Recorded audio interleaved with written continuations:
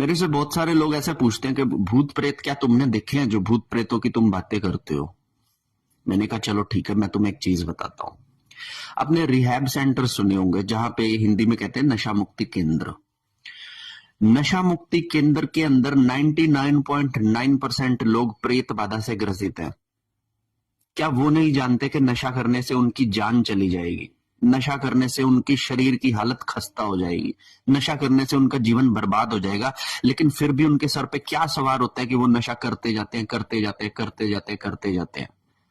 जिन घरों के अंदर कलेश होता है, पति पत्नी के बीच में मारपीट जैसी, गालियां जैसी चीजें होती हैं, ऐसे घरों के अंदर हमेशा दोष ही मिलता है। वो चाहे प्रेत दोष लगा लो या फिर पितृ दोष लगा लो, क्योंकि आपके घर के जो नेगेटिव पितृ जो होते हैं, ये आप ही के बच्चों के सरों पर चढ़कर एक दूसरे के साथ कलेश पैदा करते हैं।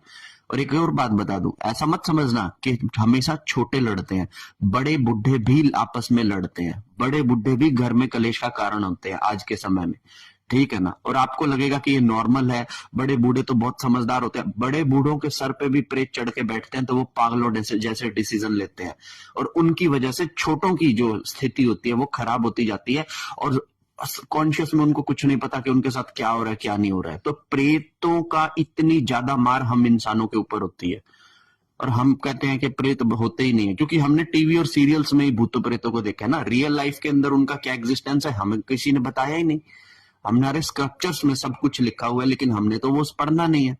तो हमारे लाइफ के अंदर जो बहुत बड़े कलेश हैं, बहुत ज्यादा जो टेंशन क्रिएट होती है ना, मैक्सिमम उसका कारण होते हैं ये प्रेत। ये आपके घर के मरे लोग भी हो सकते हैं। आपको लगे हाँ रिश्ते में आपके वो पितृ लगते हैं, लेकिन है तो प्रेत स्वरूप में ना।